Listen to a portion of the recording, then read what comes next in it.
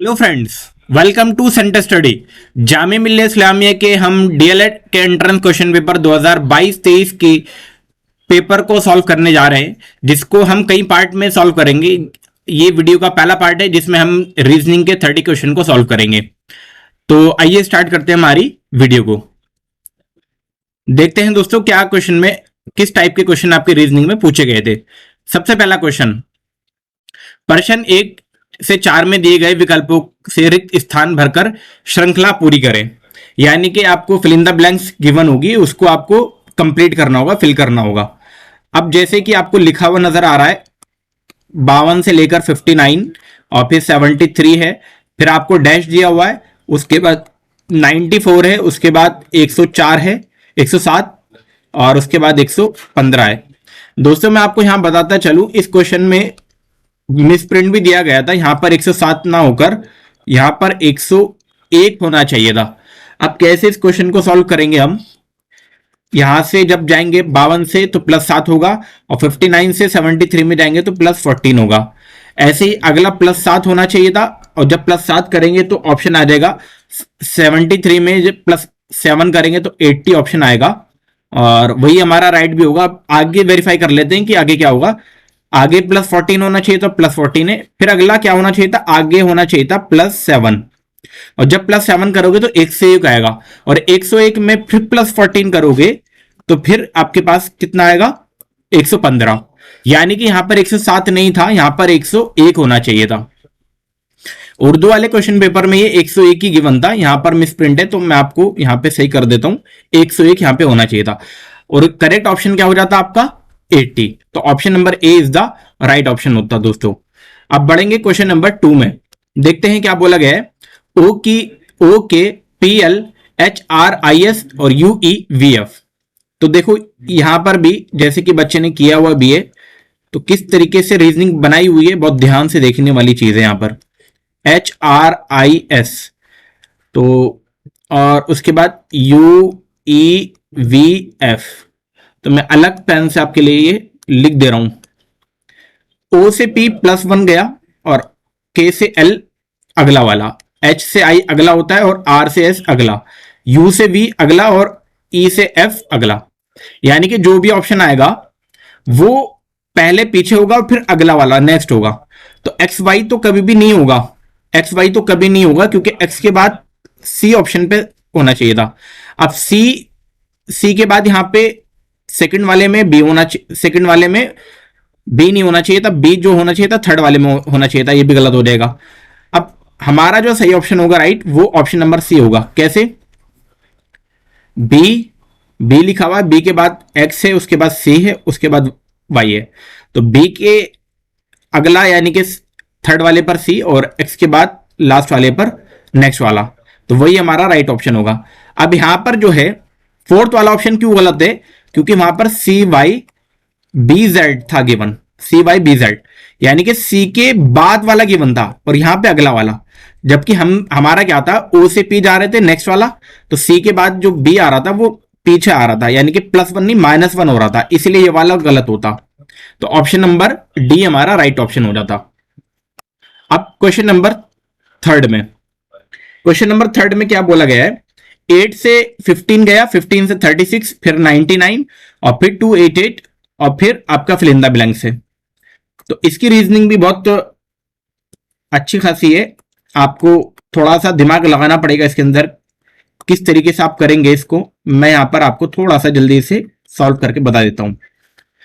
तो देखते हैं दोस्तों, जब 8 से 15 में आओगे तो आपको क्या क्या करना पड़ रहा है, +7, और जब 15 से 36 में जाओगे तो आपको करना पड़ रहा है 7 × 3, 7 × 3, यानी कि जो भी आया उसको 3 से मल्टीप्लाई किया आपने, ठीक है।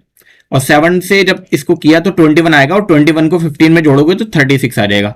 अब 21 को भी मल्टीप्लाई करना पड़ेगा 3 से, तो कितना आएगा भाई, इसका मल्टीप्लाई करके 66, तो 66 को सॉरी यहां पर 63 को जब 36 में जोड़ोगे तो 99 आएगा। या अब अगला क्या करोगे, अगला आप करोगे 63 को 3 से मल्टीप्लाई, और जब मल्टीप्लाई करोगे तो कितना आएगा, आपके पास आ जाएगा 189, और 189 में 99 जोड़ोगे तो आपके पास 288 निकल के आएगा, जो कि ऑप्शन था। अब फिल इन द ब्लैंक्स पूछा था, यानी कि हमें क्या करना है, हमें करना है 189 को 3 से पहले मल्टीप्लाई करना है। जब 189 को 3 से मल्टीप्लाई करोगे तो 576 आएगा, 576, और उसमें फिर जोड़ लोगे आप ये वाला नंबर, यानी कि पिछला वाला नंबर, तो कितना जोड़ोगे 288, और जोड़ते ही आपके पास आंसर आएगा 558, यानी कि 855 हमारा आंसर आएगा, जो कि ऑप्शन नंबर बी में है। तो इसीलिए हमारा जो सही ऑप्शन होगा वो ऑप्शन नंबर दोस्तों बी सही होगा। दोस्तों क्वेश्चन नंबर 4 में एन से जे गया है, और क्यू से फिल इन द ब्लैंक से जे जी में, और टी से आपका 43 बन रहा है डी में। तो यहां पर आप एक सीक्वेंस देख पा रहे कि एन से जे जो भी गया है, यहां पर 31 एक प्राइम नंबर है और 43 भी एक प्राइम नंबर है, यानी कि बीच में एक प्राइम नंबर आ रहा है, यानी कि जो बीच में आएगा वो प्राइम नंबर होगा। तो प्राइम नंबर सिर्फ एक ही ऑप्शन में, 35 प्राइम नंबर नहीं होता, न 38 होता, न 36 होता। प्राइम नंबर सिर्फ एक है, जो कि आपका ऑप्शन नंबर बी में है, इसीलिए 37 आपका राइट ऑप्शन हो जाएगा। क्यों? क्योंकि ये क्या है, प्राइम नंबर, प्राइम नंबर है, इसीलिए हमारा correct option option number B होगा। क्वेश्चन नंबर 5, प्रश्न 5 से उस शब्द को पहचानिए जो अन्य शब्दों से भिन्न है। पान का पत्ता, कत्था, चूना, सुपारी। तो दोस्तों इसका जो सबसे भिन्न जो है, यानी कि भिन्न का मतलब क्या है, यहां पर हमें सबसे ऑड पहचानना है। ऑड जो सबसे होगा इसमें ऑप्शन नंबर ए ही होगा, पान का पत्ता। आगे आगे देखते हैं, समोसा, जलेबी, खीर या कचौरी। तो दोस्तों इसमें ऑड जो होगा वो ऑलरेडी आपको पता चली गया है, इसमें भी सी ऑप्शन होगा, इसमें सी ऑप्शन होगा खीर। क्यों? क्योंकि जलेबी, समोसा और कचौरी ये सभी आपके, ये कह सकते हो कि आटे से या आटे से बनाए जा सकते हैं, लेकिन खीर आपका जो प्रोडक्ट है वो किस चीज से बनाया जाता है भाई, मिल्क से, बिल्कुल दूध से बनाया जाता है। आगे है चांद, पृथ्वी, चांद, बुध, पृथ्वी, प्लूटो। तो देखो बुध, पृथ्वी, प्लूटो, ये जो जितने भी हैं ये आप एक तरीके से प्लैनेट मान सकते हो। प्लूटो हालांकि बाद में प्लैनेट से हट गया है, लेकिन इसका जो सही ऑप्शन होगा ऑप्शन नंबर ए होगा, चांद। अब क्वेश्चन नंबर 8, नृत्य, अभिनय, गीत, संगीत। तो इसमें दोस्तों सही ऑप्शन होगा अभिनय, यानी कि एक्टिंग। अभिनय का मतलब होता है आपका एक्टिंग, तो इसमें सबसे ऑड एक्टिंग ही होगा, इसीलिए हमारा सही ऑप्शन यही होगा, option number B. Question number 9, नीचे दी गई संख्याओं में से कितने 9 ऐसे हैं जिनके पहले तो 9 आता है लेकिन बाद में नहीं, यानी कि कितने नंबर ऐसे हैं जिनसे पहले 9 तो आ रहा है लेकिन बाद में 9 नहीं आ रहा है। तो ऑलरेडी नंबर लिखा हुआ है, मैं आपको वो वाले नंबर सिर्फ हाईलाइट करता हूं जो जिनसे पहले 9 आ रहा है लेकिन बाद में 9 नहीं आ रहा है। तो देखो सबसे पहला नंबर आपका आ रहा है ये वाला नंबर 2599। अब इससे पहले तो 259, देखो दोस्तों 259 से पहले 9 आ रहा है और बाद में 9 नहीं आ रहा है, यानी कि एक नंबर तो हो गया आपके पास ये। उसके बाद ये वाला भी देखते हैं, तो ये वाला भी हो जाएगा, इससे पहले 9 आ रहा है लेकिन बाद में क्या आ रहा है, 6 आ रहा है, यानी कि 9 नहीं आ रहा। अब और देखते हैं क्या ये वाला होगा, ये वाला 9, इससे पहले 9 आ रहा है लेकिन बाद में भी 9 आ रहा है, तो ये वाला नहीं होगा, लेकिन ये वाला हो जाएगा। क्यों? क्योंकि इससे पहले क्या है आपका 9 है और 9 के बाद आपका 4 है, और इससे पहले 9 तो है ही नहीं, यानी कि सिर्फ 3 ही नंबर आपको ऐसे मिल पा रहे हैं। तो हमारा जो सही ऑप्शन होगा ऑप्शन नंबर दोस्तों ए होगा, यानी कि 3 ऐसे नंबर है जिनसे पहले 9 आता है लेकिन बाद में 9 नहीं आता है। क्वेश्चन नंबर 10, इसमें देखिए बहुत बहुत ध्यान से आपको देखना है। प्रश्न आकृति में दिए हुए खाली स्थान को भरने के लिए कौन सा विकल्प सही होगा। देखो दोस्तों यहां पर 2 लाइनें हैं, यहां पर कितनी लाइनें हैं, 2। अब यहां पे एक लाइन बढ़ गई यानी कि 3 हो गई, फिर एक और लाइन बढ़ गई और एक लाइन कुछ इस तरीके से आ गई, तो अगली वाली लाइन कुछ इस तरीके से जानी चाहिए थी, यानी कि फिगर आपका इस तरीके से आपका बन जाएगा, ऐसे और ऐसे। तो आपका सिर्फ एक ही ऑप्शन में, यानी कि ये आपको सिर्फ एक ही लाइन बढ़ानी है। जो ये वाला option A is the right option होगा। ये क्यों नहीं होगा? क्योंकि इसमें ये वाली लाइन भी बढ़ गई है, और ये तो कभी हो ही नहीं सकता क्योंकि इसमें कोई लाइन नहीं बढ़ी है, और ये भी नहीं होगा। तो option A is the right option होगा। दोस्तों क्वेश्चन नंबर 11, इसमें देखिए SLA VORY से ये वाला नंबर बनाया गया है, ये वाला। तो मैं आपके लिए ऊपर लिख दे रहा हूं इसको, SLAVORY। अब यहां पर इसका YSLROA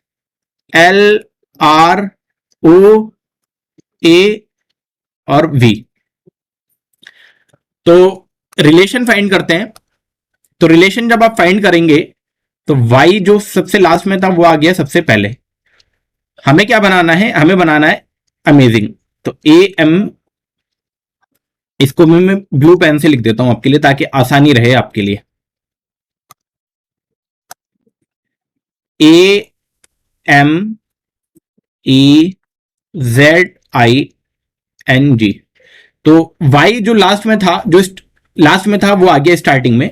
दैट मीन्स आपके पास जो लास्ट वाला जो ऑप्शन आ रहा है वो पहले आ रहा है, तो इसीलिए हमारा G तो सब आ जाएगा पहले। अब G पहला आ रहा है, इसीलिए पहला ऑप्शन तो पहले एलिमिनेट हो जाएगा क्योंकि उसके अंदर A था। अब जो S था, देखो जो पहला वाला था वो सेकंड वाले नंबर पे आ रहा है, यानी कि A आ जाएगा बाद में। A आ जाएगा यहां पर सेकंड वाले में ऐसे। उसके बाद आप देख पा रहे हैं कि L जो है, L था सेकंड पर तो वो आ रहा है थर्ड पर, यानी कि M आ जाएगा अगले वाले थर्ड पर। उसके बाद R देख पा रहे हैं, R था सेकंड लास्ट पे जो कि आ रहा है आपके फोर्थ नंबर पे, तो यहां पर था आपका N। तो JAMN बना अभी तक, JAMN। तो ये वाला ऑप्शन खत्म हो जाएगा क्योंकि JAMN बन रहा है। अब अगला वाला देखेंगे, O का O रहा, यानी कि I का रहेगा दोस्तों I का I रहेगा। और जैसे ही आप यहां पे बढ़ेंगे तो आपके पास ऑप्शन निकलता हुआ आ जाएगा, ऑप्शन नंबर A। I का I रहा, यानी कि JAMNI। अब आगे भी चेक करना चाहें आप तो चेक कर सकते हैं। देखिए जो थर्ड वाला ऑप्शन था वो लास्ट में, यानी कि यहां चला जा रहा है, तो थर्ड वाला था ये E, तो E यहां पर आ जाएगा। और जो आपका V था आपका 1 2 3 चौथे नंबर पे, तो चौथे नंबर पे था आपका Z, तो Z आ जाएगा। तो इसीलिए हमारा सही ऑप्शन होगा option number A. Question number 12, प्रश्न आकृति में दिए हुए खाली स्थान को भरने के लिए कौन सा विकल्प सही होगा? तो हमसे पूछा गया है कि विकल्प सही बनाना है। दोस्तों बहुत ही सिंपल और आसान क्वेश्चन है ये वाला। कैसे करोगे आप? 12 और 5 का जब मल्टीप्लाई करोगे तो बीच वाला नंबर बन रहा है आसानी से, और वैसे ही आप 15 और 4 को मल्टीप्लाई करोगे तो बीच वाला नंबर आसानी से बन रहा है, यानी कि 15 और 4 को करोगे तब भी 60 बन रहा है, और 12 और 5 को करोगे तब भी 60 बन रहा है। सिमिलर देखो यहां पर मैं आपको सिर्फ ओरल बता देता हूं, 6 और 7 को करोगे तो 42, यानी कि बीच वाला नंबर बन रहा है, और 14 और 3 को करोगे तब भी बीच वाला नंबर बन रहा है। तो अब आसानी आपके लिए क्या है, 13 और 6 का मल्टीप्लाई कर लो, बीच वाला नंबर बन जाएगा। तो 13 और 6 को जब आप मल्टीप्लाई करोगे दोस्तों तो कितना आता है? 13 6 उड़ता है 78, तो 78 हमारा सही ऑप्शन हो जाएगा। 13 इंटू 6 यानी कि 78, या आप ऐसे भी कर सकते हो 26 इंटू 3, तब भी आपके पास 78 आएगा। तो ऑप्शन नंबर डी जो हमें 78, वो हमारा सही ऑप्शन हो जाएगा। अब इसके बाद कैलेंडर से क्वेश्चन पूछे गए हैं, तो आप कैलेंडर्स वाला टॉपिक किसी भी यूट्यूब से आप कर सकते हैं, तो वो आप देख लीजिएगा, क्योंकि कैलेंडर से 2 क्वेश्चन लास्ट ईयर भी आए थे और उससे पहले वाले पेपर में भी कैलेंडर से क्वेश्चन पूछे गए हैं। क्वेश्चन में क्या बोला गया है, यदि 16 दिसंबर 2020 को बुधवार था तो 16 दिसंबर 2021 को सप्ताह का कौन सा दिन होगा? बहुत आसान और बहुत इजी क्वेश्चन है ये वाला। तो दोस्तों इस क्वेश्चन, ऐसे क्वेश्चंस में जब भी आता है तो हम क्या करते हैं, पहले डेट लिख देते हैं, 16 दिसंबर 2020 की बात की गई है, और अगला नंबर लेकर आ रहे हैं 16 दिसंबर 2021, यानी कि डेट और मंथ दोनों में सेम है। तो ऐसे क्वेश्चन में करते क्या है, जब डेट और मंथ सेम होता है तो हम ईयर का डिफरेंस ले लेते हैं, और ईयर का डिफरेंस कितना है? सिर्फ 1 साल का, 1 साल का सिर्फ ईयर का डिफरेंस है। और ये भी चेक करेंगे क्या कोई लीप ईयर है क्या, उस मतलब जितने भी डिफरेंस आ गए ईयर के बीच में उनमें चेक करेंगे क्या कोई लीप ईयर है? अगर लीप ईयर है तो उस लीप ईयर को भी ऐड कर देंगे, यानी कि वो वाला एक्स्ट्रा ऑड डेज भी ऐड कर देंगे। अब यहां पर क्वेश्चन में 2020 तो लीप ईयर था, लेकिन दिसंबर महीने से स्टार्ट था, तो फरवरी का महीना तो आया ही नहीं, इसीलिए कोई ऑड डेज नहीं होगा। सिर्फ कितने ऑड डेज हो जाएंगे आपके? एक ऑड डेज होगा। और एक ऑड डेज होते ही आपका जो राइट ऑप्शन हो जाएगा बुधवार का अगला दिन ही, यानी कि बुधवार में आप +1 जोड़ दोगे तो आपके पास आ जाएगा गुरुवार। क्या आ जाएगा? गुरुवार। गुरुवार को आप कहते हो इंग्लिश में थर्सडे। थर्सडे यानी कि गुरुवार, जो कि हमारा ऑप्शन नंबर ए में है, इसीलिए हमारा option number A is the right option. अगला भी कैलेंडर का क्वेश्चन है। 15 अगस्त 2017 को मंगलवार था, तो 15 अगस्त 2017 की बात की गई है, और आगे बोला गया 15 अगस्त ही, लेकिन ईयर बोल दिया उन्होंने 2021। तो देखो डिफरेंस, मंथ सेम और डेट सेम, तो हम इन दोनों के बीच का डिफरेंस लेंगे। दोनों के बीच का डिफरेंस है 4 साल। 4 साल तो आ रहा है, लेकिन 2020 का जो साल है ना, 2020 का साल जो होता है, जो लीप ईयर है, लीप ईयर कैसे फाइंड कर सकते हो आप? लीप ईयर आप ऐसे फाइंड कर सकते हो कि जो भी ईयर होता है, अगर वो 4 से कंप्लीटली डिविजिबल हो रहा है, जैसे 2020 कंप्लीटली डिविजिबल होता है 4 से, तो वो लीप ईयर हो जाएगा। तो 2020 का लीप ईयर वाला एक और डे भी ऐड करेंगे, तो टोटल ऑड डेज कितना आ गया दोस्तों? टोटल ऑड डेज आ गया आपके पास 5, और 5 ऑड डेज है, इसका मतलब मंगलवार के बाद 5 दिन ऐड कर दोगे। तो मंगलवार के बाद जब आप 5 दिन ऐड करोगे, इसमें 5 दिन ऐड करोगे, तो आपके पास निकल के आएगा रविवार। क्या आएगा? रविवार आएगा, यानी कि आपके पास आएगा संडे। संडे आएगा, जो कि आप रविवार के नाम से जानते हैं, तो इसीलिए हमारा सही ऑप्शन क्या होगा? ऑप्शन नंबर ए, रविवार या संडे।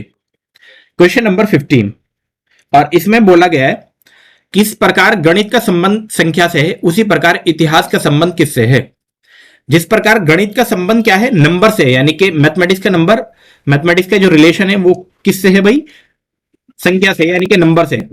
उसी प्रकार इतिहास का जो रिलेशन होगा वो किससे होगा? वो घटना से होगा, व्यक्ति से नहीं होगा, लड़ाई से नहीं होगा, तारीख से नहीं होगा, वो किससे होगा? घटना से होगा। तो इसीलिए हमारा सही ऑप्शन होगा घटना, यानी कि आपका इवेंट्स। घटनाओं को कहेंगे हम इवेंट्स, तो इवेंट से होगा, जो कि ऑप्शन नंबर ए में है। क्वेश्चन नंबर 16 में हमसे बोला गया है एक लाइन में सुधा आगे से 16वें नंबर पर है और पीछे से 10वें नंबर पर खड़ी है, लाइन में कितने लोग हैं? तो इसका मैंने आपको पिछले क्वेश्चन पेपर में भी एक फॉर्मूला बताया था। जब भी आगे और पीछे से आ जाए तो आप करोगे क्या कि टोटल निकालने के लिए आप क्या करते हो? टोटल निकालने के लिए आपके पास, यानी कि लेफ्ट से कौन से नंबर पे है, राइट से कौन से नंबर पे, एक माइनस कर दोगे। तो लेफ्ट से थी 16वें नंबर पे और राइट से थी 10वें नंबर पे, एक माइनस कर दोगे, तो 16 और 10 आ जाएगा आपके पास 26, 26 माइनस 1 आ जाएगा आपके पास 25। तो टोटल कितने स्टूडेंट है? 25 स्टूडेंट है। तो टोटल नंबर ऑप्शन जो इसका राइट ऑप्शन होगा, ऑप्शन नंबर सी होगा। क्वेश्चन नंबर 16 के बाद 17। इस क्वेश्चन को यदि किसी सांकेतिक भाषा में फैशन को FOIHSAN के रूप में कोडेड किया जाता है, तो उस कोड में PROBLEM यानी कि प्रॉब्लम को कैसे कोडेड किया जाएगा? तो हम इसका वैसे ही बनाते हैं जैसे हमने पिछले वाले क्वेश्चंस में बनाया था। तो FASHION इसको कोडेड किया जा रहा है FOIHSAN।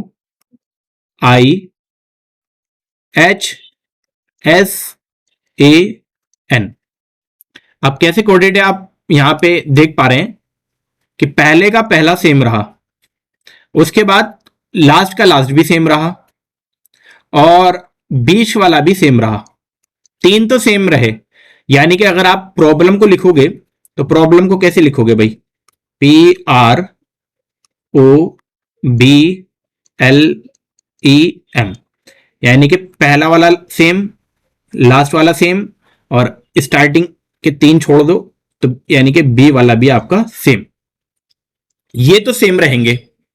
अब इसके बाद क्या है?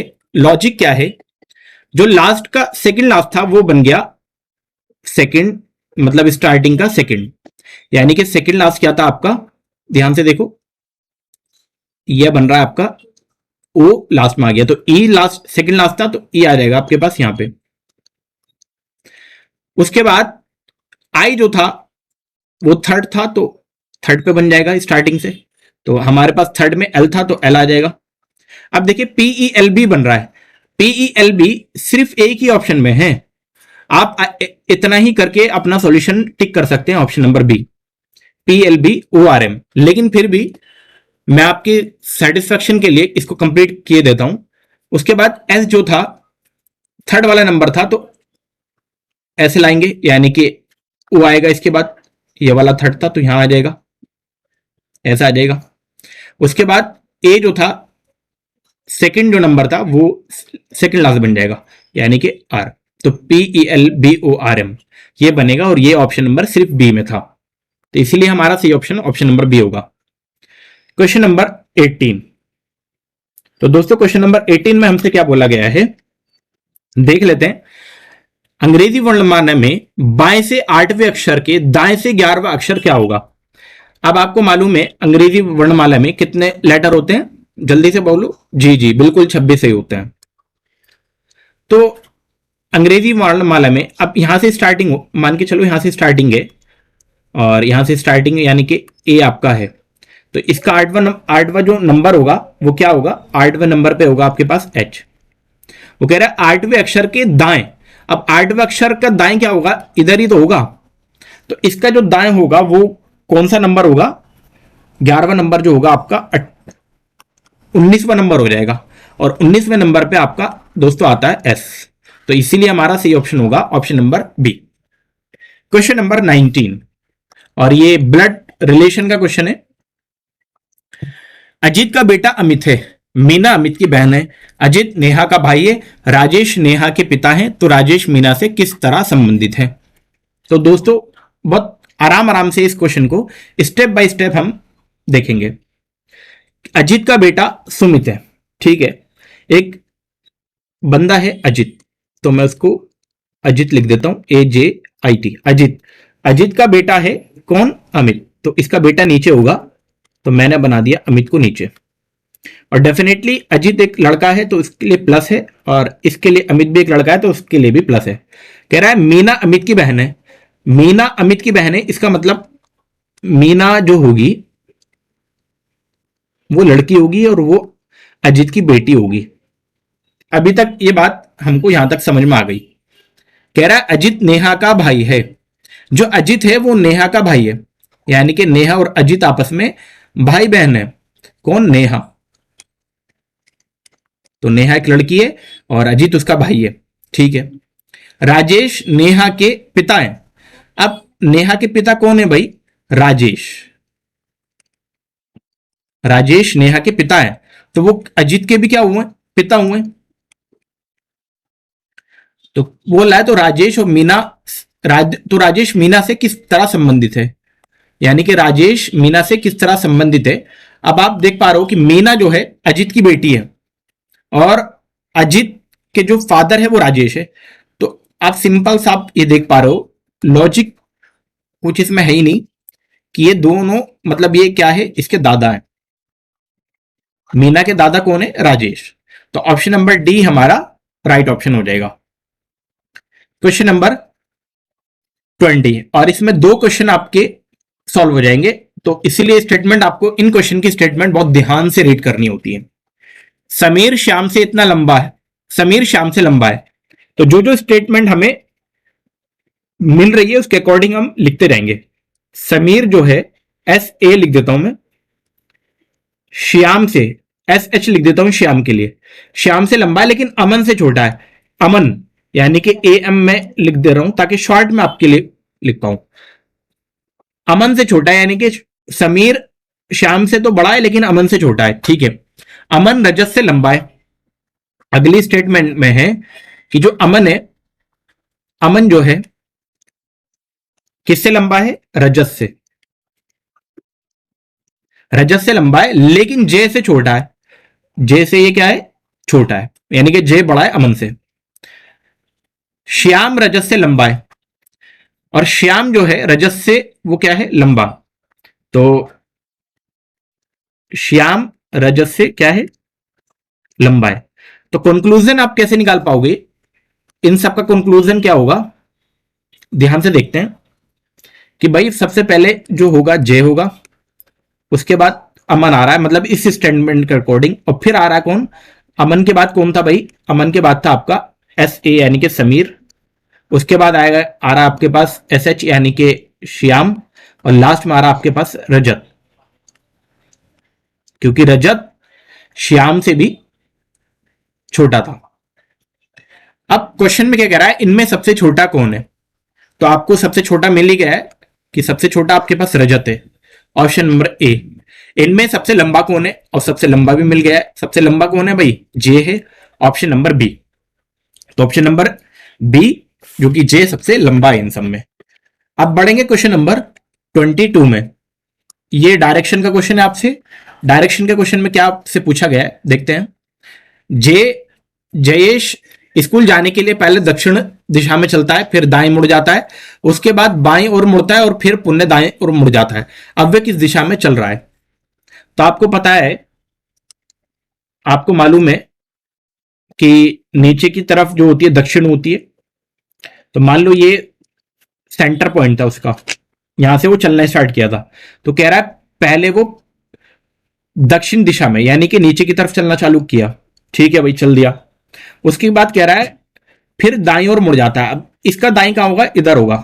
अब ये दाईं ओर चल गया, ठीक है, चलने दो।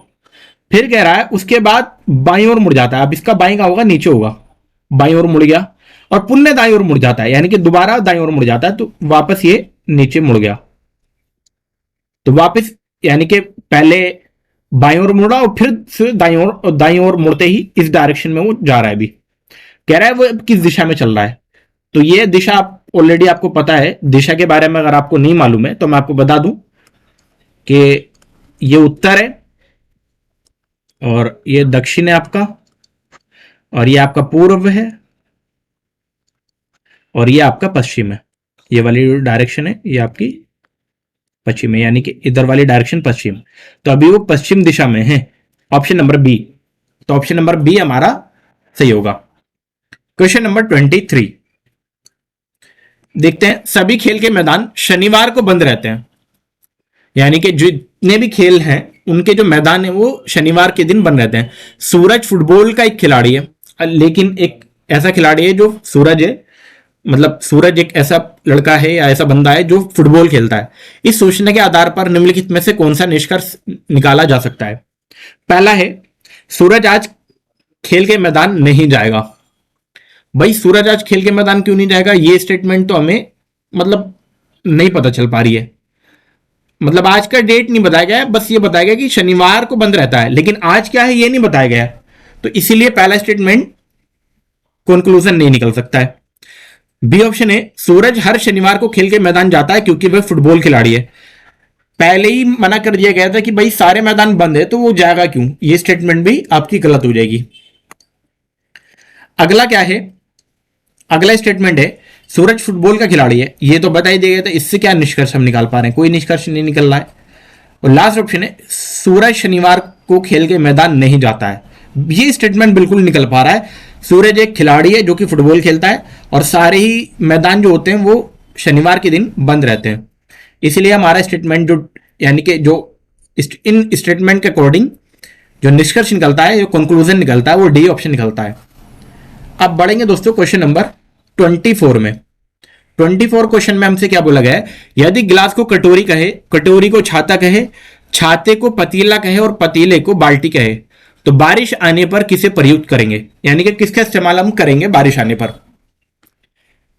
तो गिलास को हम कटोरी कह रहे हैं, गिलास को हम क्या कह रहे हैं, कटोरी। कटोरी को मैं कैसे लिख दे रहा हूं, कटोरी को कह रहे हैं छाता, कटोरी को छाता कह रहे हैं, और छाते को कह रहे हैं भाई, छाते को कह रहे हैं पतीला, पतीला, और पतीले को क्या कह रहे हैं, बाल्टी, बाल्टी कह रहे हैं। तो कह रहा है बारिश आने पर किसका प्रयोग करेंगे, तो भाई छाते का ही तो प्रयोग करते हैं, लेकिन छाते को क्या कह रहे हैं, पतीला। तो इसीलिए सही ऑप्शन होगा ऑप्शन नंबर सी, पतीला। क्वेश्चन नंबर 25 से 27 में क्या बोला गया है, जानकारी के आधार पर A B C D E F और A B C D E F दोस्त हैं जिनमें से प्रत्येक के पास 10 सिक्के हैं। ठीक है भाई, मतलब सबके पास 10-10 सिक्के हैं। ए और बी में से ए और बी प्रत्येक डी और इससे क्रम से 4 सिक्के ले लेता है। सी 3 सिक्के एफ को दे देता है और डी को 2 और ई को 4 सिक्के दे देता है। ई बी को दिए हुए सिक्के वापस ले लेता है तो उन्हें सी को दे देता है। अब इसमें 3 क्वेश्चन आपको यहां पर करना है, तो मैं आपको इस क्वेश्चन को बहुत थोड़ा सा डीपली बताऊंगा, तो आप थोड़ा सा पेशेंस बना के रखिएगा ताकि क्लैरिटी हो जाए, इसीलिए मैं थोड़ा थोड़ा स्लो बताऊंगा इस क्वेश्चन को। A B C D E F, अब सबके पास स्टार्टिंग में 10-10 सिक्के हैं, स्टार्टिंग में सबके पास 10-10 सिक्के हैं।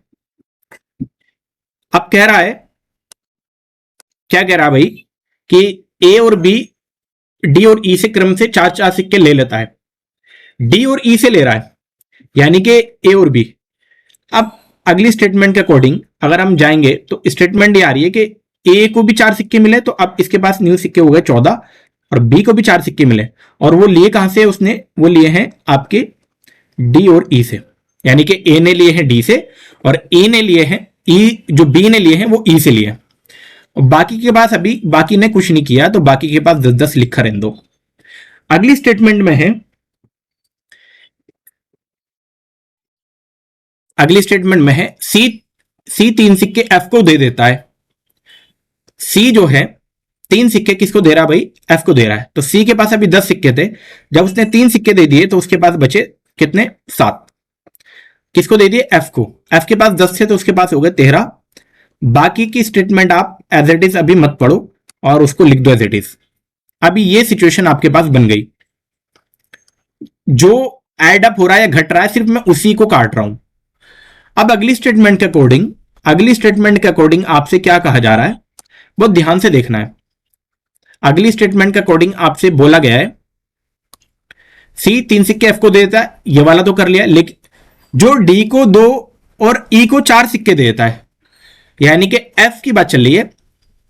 सी 3 सिक्के एफ को दे देता है, जो डी को 2, यानी कि एफ जो दे रहा है डी को 2 सिक्के दे रहा है। डी के पास 6 थे तो 2 बढ़ते ही 8 हो गए, और इसने जब 2 दिए तो कम होके 6 हो गए, सॉरी 11 हो गए। बाकी सब एज इट इज रहेंगे,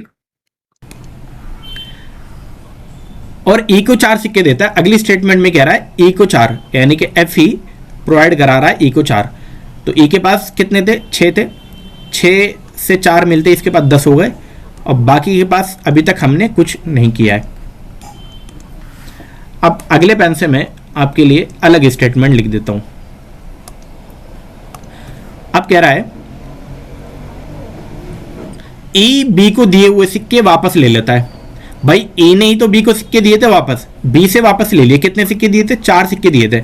जब 4 वापस ले लिए तो उसके पास 10 बचे, और ए के पास कितने हो गए, ए के पास हो गए 14, क्योंकि 10 थे उसके पास। बाकी को एज इट इज हम लिख दे रहे हैं।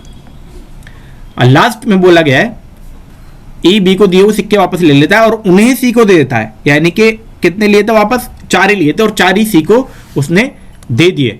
तो जब 4 दे दिए सी को, तो सी के पास थे 7, तो उसके पास हो गए 11, और ई ने दिए थे तो ई के पास हो गए आपके पास 10, और इसको काट देता हूं क्योंकि इसके बढ़ गए थे। अब देख लेते हैं क्या स्टेटमेंट आपके पास बन रही है। तो फाइनल सिक्के का जो कंक्लूजन बन रहा है वो ये बन रहा है। इसलिए मैंने थोड़ा सा इसलिए लंबा किया ताकि आपको ये आसानी से समझ में आ जाए। अब क्वेश्चन के अकॉर्डिंग देखते हैं किसके पास सबसे कम सिक्के हैं। तो आप आसानी से देख पा रहे हो कि भाई एफ के पास सबसे कम सिक्के हैं, कितने, 7। तो एफ के पास, यानी कि ऑप्शन नंबर डी, एफ के पास टोटल 7 सिक्के हैं, जो कि ऑप्शन नंबर डी सही होगा। क्वेश्चन नंबर 26, किसके पास ई से एक सिक्का अधिक है। अब ई के पास सिक्के देखते हैं, ई के पास सिक्का था 10, और 10 के बाद अगला 11 ही होता है, और 11 किसके पास है भाई, सी के पास है। तो ऑप्शन नंबर सी, यानी कि सी के पास एक सिक्का अधिक है। एक सिक्का अधिक होने का मतलब एक एक्स्ट्रा है, और अगला क्वेश्चन है, क्या क्वेश्चन है, ई और एफ दोनों के पास कुल मिलाकर कितने सिक्के हैं? ई और एफ को मिलाकर कितने सिक्के हैं? भाई ई के सिक्के देखते हैं पहले कितने हैं। ई के सिक्के थे आपके पास 10 और एफ के पास थे 7, तो मिला के हो गए 17। ऑप्शन नंबर ए, तो 17 इज द राइट ऑप्शन। तो ये थे दोस्तों उसके आपके मतलब सिक्के वाला क्वेश्चन। अब इसके बाद एक आपका बैठाने वाले क्वेश्चन होगा, यानी कि क्वेश्चन में पढ़ते हैं निम्नलिखित जानकारी के आधार पर आधारित है, निम्नलिखित जानकारी पर आधारित है। क्वेश्चन एक दिया हुआ है, राधा, सुधा, जय, सना, सबा और हुमा केंद्र की ओर मुख करके एक वृत्ताकार घेरा बनाकर बैठे हुए हैं। सबा सना के दाईं ओर है, यानी कि जो सबा है वो सना के दाईं ओर है। ठीक है, अभी तक ये हमें पता चल गया है। आगे स्टेटमेंट में हमसे बोला गया है जय राधा व सुधा के बीच में है।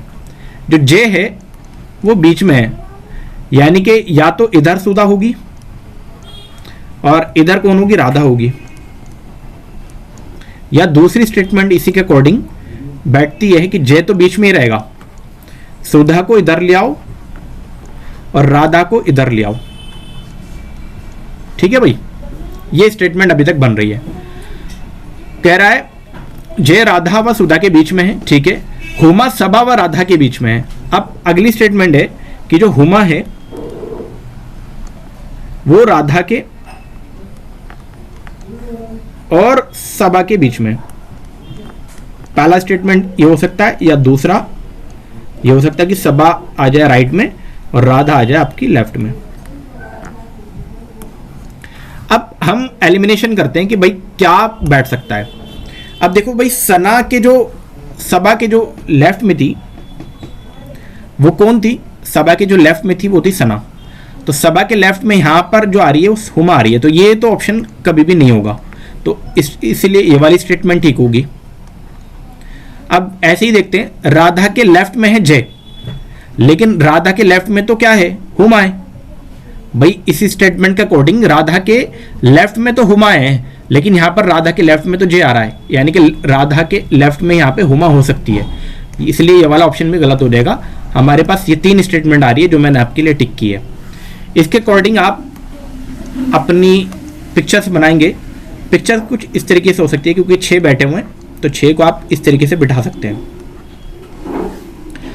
मान के चलो मैंने जय को ना बिठा दिया एक जगह, यानी कि जय एक जगह बैठ गया। अब इसके अकॉर्डिंग जय के अकॉर्डिंग सारी चीजें होगी। अब देखते हैं, जय से जय के राइट हैंड पे कौन था? भाई जय के राइट हैंड पे थी सुधा, तो सुधा जय का राइट हैंड होगा इधर, तो सुधा होगी यहां पर, और सुधा के लेफ्ट और जय के लेफ्ट हैंड में होगी आपकी राधा, यानी कि राधा होगी आपकी इधर। अभी तक आपको यहां तक समझ में आ गया होगा। उसके बाद देखते हैं इसी स्टेटमेंट के अकॉर्डिंग कि राधा के लेफ्ट में क्या है भाई? हुमा। तो राधा के लेफ्ट में, राधा का लेफ्ट होगा इधर, तो यहां पर है आपकी हुमा इस पोजीशन में, और हुमा के लेफ्ट में है आपकी सबा, तो यानी कि सबा चली गई ऊपर, और एक ही बच रही है अब सना, तो सना को हम बिठा देंगे इधर। तो ये स्टेटमेंट आपकी बन रही है। अब इस क्वेश्चन के अकॉर्डिंगली हमारे पास जो जो क्वेश्चन बन रहे हैं वो देख लेते हैं। क्या क्वेश्चन है? Question number 28। क्वेश्चन नंबर 28 में क्या बोला गया है? सुधा के बाईं तरफ कौन है? तो सुधा आपकी है यहां पर, तो इसका बाईं तरफ, इसका राइट होगा ऐसे और इसका बाईं तरफ होगा ऐसे, तो सुधा के जो बाईं तरफ है वो कौन है? आपका जय है, ऑप्शन नंबर सी। तो ऑप्शन नंबर सी, जय is the right option. Question number 29, जय के दाई तरफ कौन है? अब जय के दाई तरफ तो आपको पता ही है, जय का लेफ्ट होगा इधर और राइट होगा इधर, तो जय के राइट साइड पे आपकी सुधा ही है, ऑप्शन नंबर ए। अब सबा के दाई तरफ कौन है? सबा बैठी है यहां पर, यानी कि नीचे की तरफ मुंह करके, तो इसका दाई होगा इस तरफ और इसका बाई होगा इस तरफ, तो इसके दाई जो है वो होगी हुमा, यानी कि दाई तरफ आपकी हुमा होगी, ऑप्शन नंबर ए। अगर बाई पूछ लेता तो बाई हो जाती है आपकी सना। तो दोस्तों ये थे टोटल 30 क्वेश्चन जो कि हमने रीजनिंग के सॉल्व किए। जामिया मिल्लिया इस्लामिया के डीएलएड के क्वेश्चन पेपर। और हमको ये क्वेश्चन पेपर ऐसे जामिया ने प्रोवाइड कराया है, तो उसका हम एक तरीके से शुक्रिया अदा करते हैं। और बाकी आने वाले पार्ट्स के लिए, यानी कि कंप्लीट क्वेश्चन पेपर को हम कई पार्ट्स में सॉल्व कराएंगे।